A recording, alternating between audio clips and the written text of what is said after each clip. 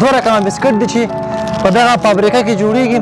دا نو د ګران هیواد او همدارنګه خصوصا د ننګرهار ولایت لپاره یو ښه زیری دی چې په دغه ساحه کې یوه کارخانه جوړه شوې ده چې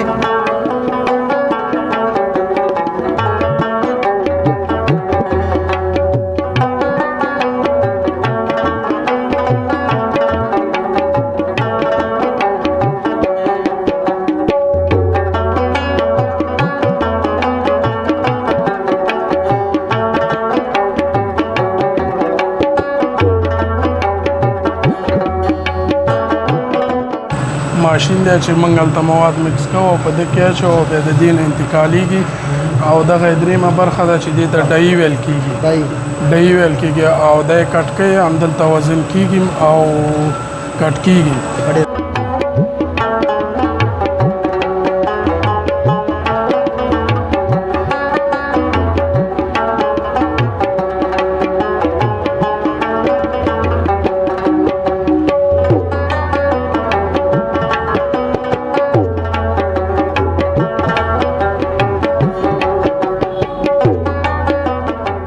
बिस्कुटों की कुछ गड़ी गिदी के आगे गड़ी गिदी के तस्वीर वचे د ډیر پرمولي دي کې مونږ خو پژواک صاحب کولای شو چې تقریبا تر 3000 کارټونو پورې تولید ولرو، خو فعلا زمونږ تولید تقریبا تر 1.5 کارټونو پورې د ورځې دی.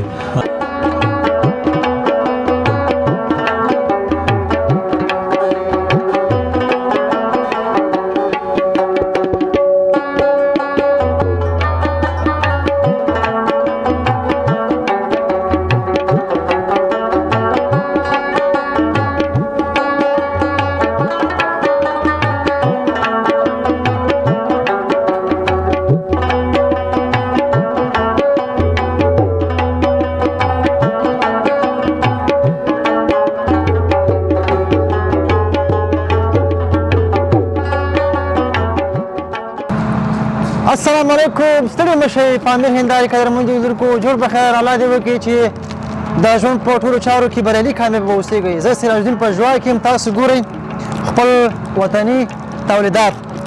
دا نو سوپر ګهیز او همدارنګه دا نو شیدي بیټر په نامه سره دوه رقمه بسکټ دي چې په دغه فابریکه کې جوړیږي.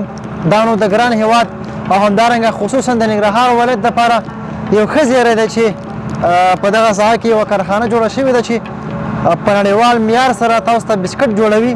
نو لیدونکو تاسو هم را سره واوسېږئ او دې کارخانې دننه ورځو، خپرونه به ورسره ریکارډ کړو، د کاریګرو سره به هم خبرې اترې وکړو او په څنګ کې دا چې د مسؤلینو سره به هم د دې کارخانې په تړاو خبرې وکړو.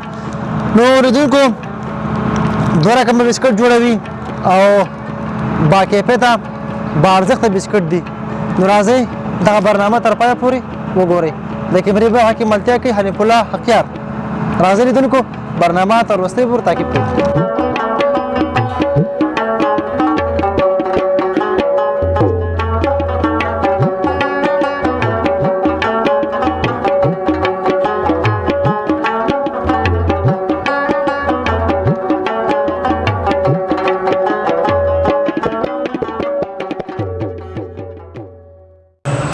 بیا هم خو ګوستلې مشه جوړ بخیر. راځي تاسو باندې د کارخانې پروسس در باندې وګورم چې بسکټ له کوم ځای شروع کیږي او په کوم ځای باندې ختمېږي چې کله د جوړېدو په وخت کې. نو استادانو سره دا مکمل معلومات مو راکړي. سره مشه خیرات خبرونه مننه، خوشحاله اوسئ. زه محمد آصف د ګهیز د کارخانې کارمند یم. زه غواړم تاسو ته د بسکټو اوله برخه تشریح کړم. مهرباني. دغه ته مکسل ویل کېږي چې په دې کې موږ دا مواد مکس کوو. هګۍ دي، غوړي دي، شوده دي او همداسې دا نور مواد دي چې په دې کې مکس کېږي. او دویمه برخه هلته ده چې زه به تاسو ته هغه هم تشریح کړم. بلکل لیدونکو اوله برخه مو وکړه، راځئ دوهمه برخه هم در باندې ګورو.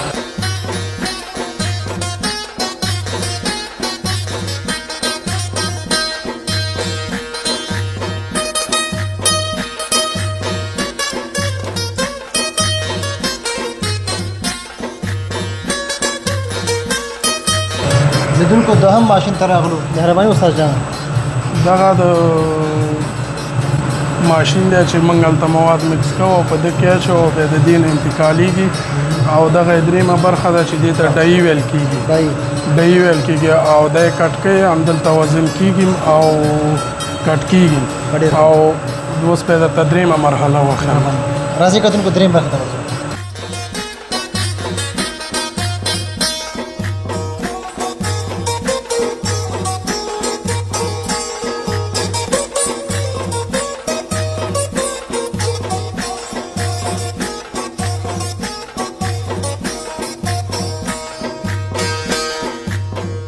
هغې ته داشونه ویل کېږي چې دا داشونه دي چې هغلته بسکټ را انتقالېږي دلته داخلېږي او دغه اوله برخه ده او همداسې به پسې ورشو دا نورې برخې به یې موږ وګورو. یوه پوښتنه بله تخنیکي پوښتنه ده البته دغه والونه لګېدي دا څه خاطر دي؟ دا په دې خاطر دي چې دا ګاز کمو او زیاتو دې پایپونو کې ګاز راځي او د پیپونو کې مکمل ګاز راځي دا به والونه دي چې په دې باندې کمیږي او زیاتېږي. د دې معلومات تاسو ته کوم ځای کېږي فرض مثال چې بسکټ یا مطلب وسوځېدل یا مطلب نرمل من سره خو خپله د ده استادان هم شته دی بل دلته ستنې هم لګېدلي دي او هغلته ورته استادان هم ولاړ دي. کله چې موږ کار شروع کوو اول سر کې اور زیاتي بیا همداسې ورو ورو چې څومره زموږ مال په وتو کې هماغومره موږ دپسې د اور سیستم خپله جوړو برابر.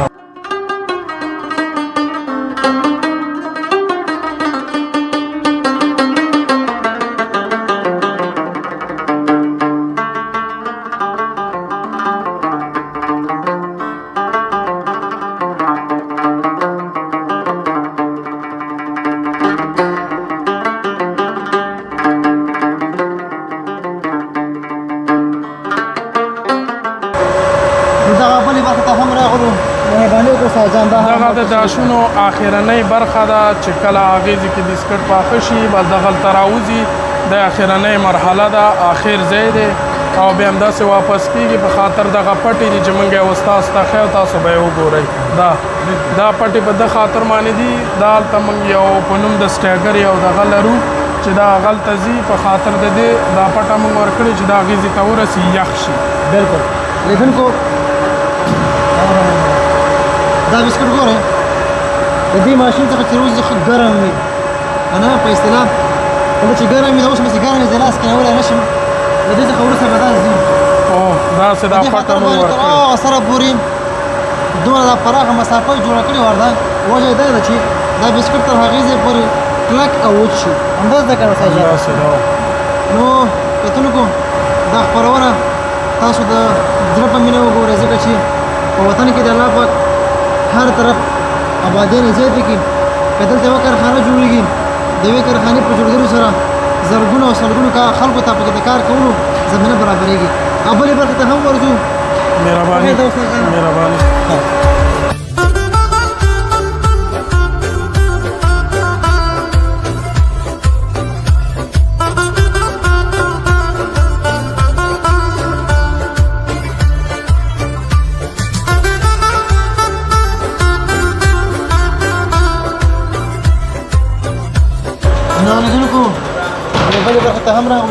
استادان به خبرې کوي مهرباني دې ته وایي سټیګر دا سټیګر دی چې دا نورې برخې خو ما تاسو ته وښودې دغه اخرنۍ برخه ده چې دلته دا بسکټ راځي او دغه کارمندان یې جګوي او په دې ټرینو کې ږدي او دا به موږ په ډبو کې اچو اوس که تاسو ته زه د پیکینګ ماشین هم وښیم هلته پیک کېږي دې ته وایي د پیکینګ ماشین هغلته چې کله موږ د کارمندان دغه پیک کي بسکټ په دغسې ډبي کې اچول کېږي او دلته راځي او په د ماشین ایښودل کېږي دا د پیکینګ ماشین دی او دلته پیک کېږي دغه کېږي بیا په کارتنو کې صحیح په منظم کې خوسته کېږي او بس بسته کېږي. د یو ډبي کې څو دانې بسکټ تاسو دی؟ 10 دانې 15 یو خوا 15 بل خوا. دانه د ډبې په څو خرڅوي به؟ دا دکاندار یې البته په څو به خرڅوي؟ 10 روپۍ. 10 روپۍ. نو لیدونکو دا په 10 روپۍ هم ارزانه دي ځکه چې دا داسې بسکټ دي چې په دې کې ډېر زیات مواد استفاده کېږي لکه هګۍ شوې شوده شو غوړي شو نو په 10 روپۍ باندې تاسو دومره مواد څخه مستفید کېږئ. او بله مهمه خبر ده چې د دې بسکټو ښه ځانګړنه دا ده چې له یو طرف پاسته دي او بله غوره خبره ده چې یو ځانګړی خوند لري. تاسو به انشاءالله دغه بسکټ په بازار کې زیات کتلی وي او د خپلو وطني تولیدات څخه استفاده وکړئ ځکه که تاسو یو ډبې بسکټ اخلئ نو یوې کورنۍ ته ګټه رسېږي. که تاسو یو کارتن بسکټ اخلئ نو په اصطلاح په 3 کورنیو ته ګټه رسېږي. وجه دا ده چې په دې کارخانو کې ډېر ځوانان مصروفه دي او همدارنګه د دغه ځوانانو تر شا غټ غټ فامیلونه دي او دوی سپورټ کوي. نو لیدونکو په دې هیله چې څنګه چې نن په افغانستان کې بیا بالخصوص په ننګرهار ولایت کې دغه د بسکټو کارخانه جوړه شوې ده.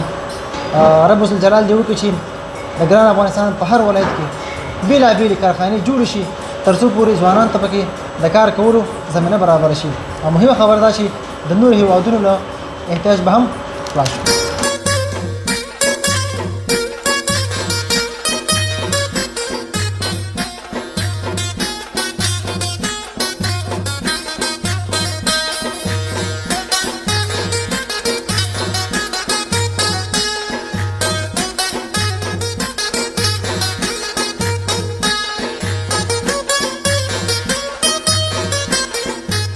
خواږه لیدونکو بیا هم خلک لاس ستړي مه شئ. دا ځوانان لګیا دي او بسکټو کارخانه کې کار کوي. نو دوی ګران هېواد افغانستان ته خدمت د دغه طرح کوي او خپلې کورنۍ ته حلال نفقه ګټي. استاد سره ولاړ دی نو دلته سره مرکه وکړو. السلام علیکم ستړي مه شئ. وعلیکم السلام ورحمة خی جوړې تکړه. السلام علیکم جوړې تکړه څنګه خی جوړې تکړه چې لیدونکو ته ښکاره شي. نو مبارک د وخت لیدونکو ته. نوم یې سردار نبی دی د ګیج د کارخانې د سوپروایزر دی. تخلص نو تخلص مې رحیمي دی، سردار نبی رحیمي. ډېر ښه. ژوند زندګي باندې څنګه تېرېږي؟ الحمدلله شکر الحمدلله. بس دې کارخانه کې ستاسو مسؤلیت څه دی؟ دې کارخانه کې زه سوپروایزر یم. سوپروایزر څه مطلب؟ سوپروایزر د کارکوونکو مشر. مطلب دغه اصطلاح انګلیسي ده که نه؟ او اکثر خلک په انګلیسي نه پوهېږي. بالکل. ځکه مې دا پوښتنه درنه وکړه. بالکل. د دوه مشر یې ته. یعنې دې کارکوونکو مشر یم او بل نظارت هم زموږ په لاس کې دی. د کارخانې چارې څنګه روانې دي؟ الحمدلله ډېر ښایسته روانې دي. دا خو زموږ د وطن تولید دی او ماشاءالله تاسو خپله ګورئ بسکټ ګورئ خپله موږ ته لیدونکو ته یې وښیوئ چې دغه بسکټ دی او ماشاءالله دغه هلکان دي بس دغه کارخانه کې موږ سره کار کوي خپلو بچو ته حلاله نفقه پیدا کوي. کار خو مجد سخت نه وي؟ نه تاسو خپله ګورئ نو دومره سخت کار نه دی. ټول ماشینونو کار دی ماشاءالله هلکان د دې کار نه راضي دي. د کار سخت هم وي پروا نه کوي ځکه وطن دپاره موږ تاسو باید هر رقم قرباني بالکل بالکل بالکل بالکل بالکل. هېواد کې ته او ستا په شان اکثره ځوانان په دغه کارخانه کې په کار باندې بوخت دي. صحیح شو؟ څومره زیات خوشحاله یې؟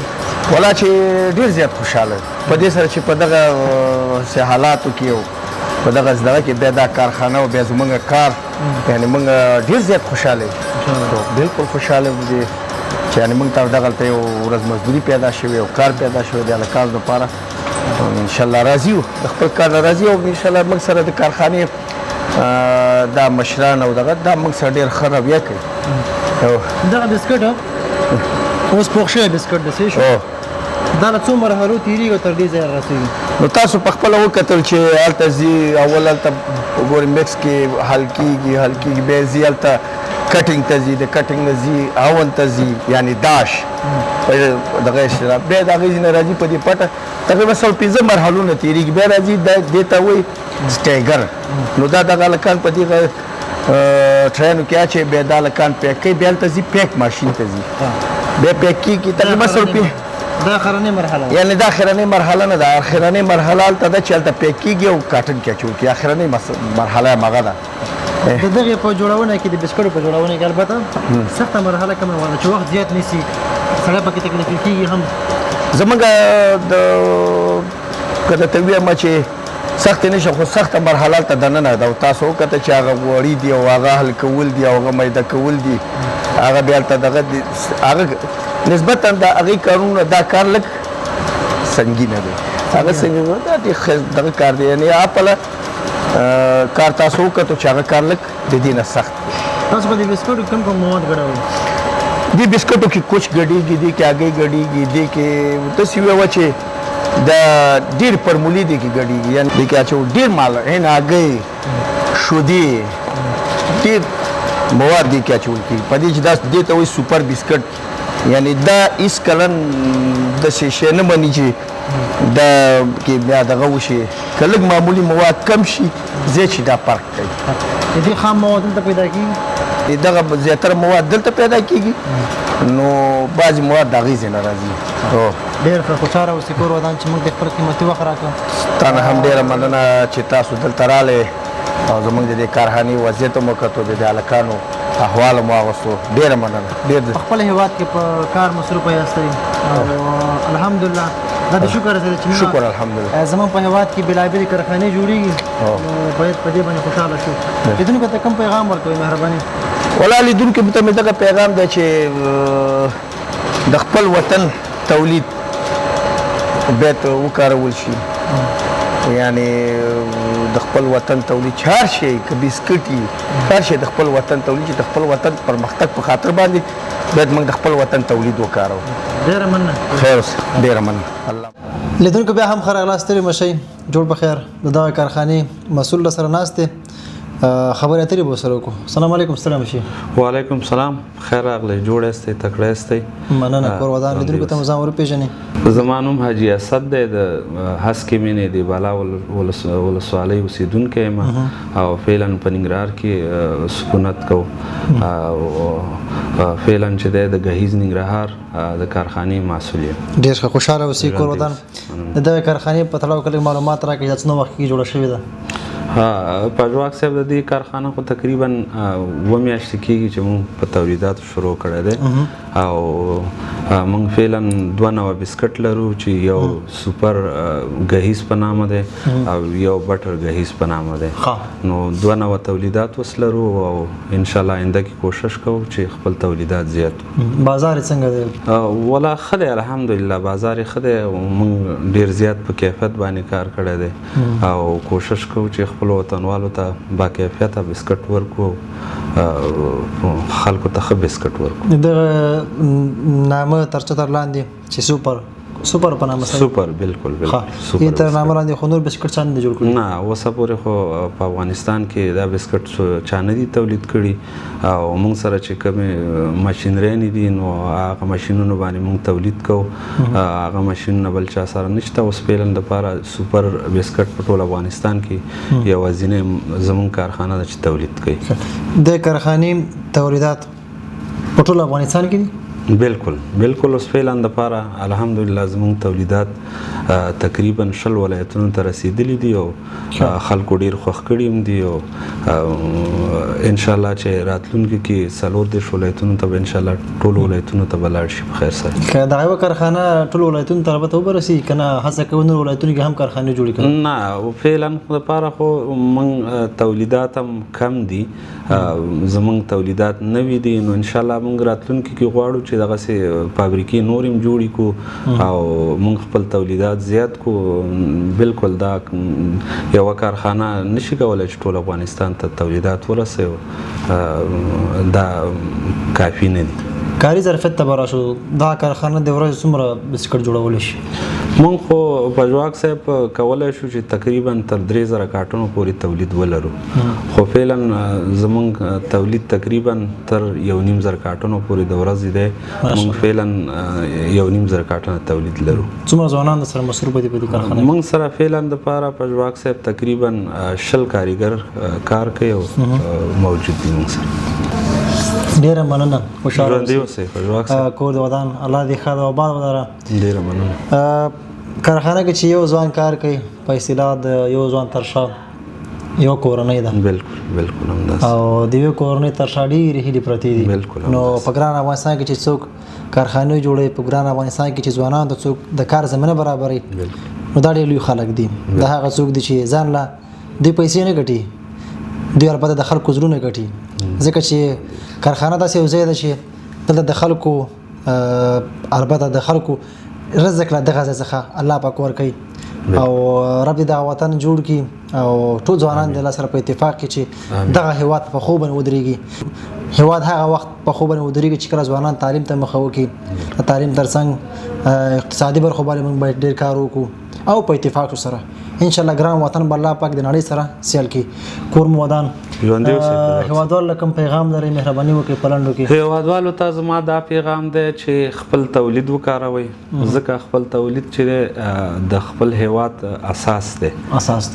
نو تاسو ټولو هیوادوالو نه زما دا توقع ده چې تاسو خپل تولیدات وکاروئ، که هغه په هر بخش کې بسکټي مثلا کیکی، کلچی، چاکلیټي، نور هر رقم موادي، نو تاسو باید خپل تولید وکاروئ او د ملک ته پرمختګ ورکړي. ډېره مننه قربان، خوشحاله اوسئ. البته یو پوښتنه زما نه پاتې په ډېرې بخښنې سره، خام مواد دلته ټول برابرېږي؟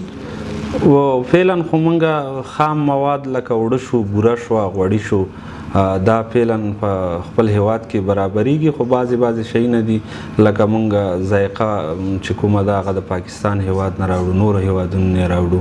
همدغسې بعضې لږ نور مواد دي چې هغه د نورو هیوادونو نه راوړو. نور الحمدلله افغانستان کې هر څه شته دی. مننه. کور مودان. تاسو نه هم مننه. ژوندي اوسئ. لیدونکو د دغې فابریکې مسؤل سره ناست او خبرې اترې مو سره وکړې، نو که تاسو هم ننګرهار ولایت ته راځئ نو دغې کارخانې ته راشئ، لیدنه مو هم تنه وکړئ، چکر به هم ووایئ او په اصطلاح خپله وطنۍ مینه مو ورباندې ماته کړئ. نو کتونکو خپرونه په همدې ځای باندې پای ته رسېږي. تر بیا پورې چې زه سراج الدین پژواک او د کیمرې برخه کې حنیف الله حقیار ستاسو په درانه چوپړ کې حاضرېږو. ښې چارې، ښه وخت د یو آباد افغانستان په هیله. د الله په امان.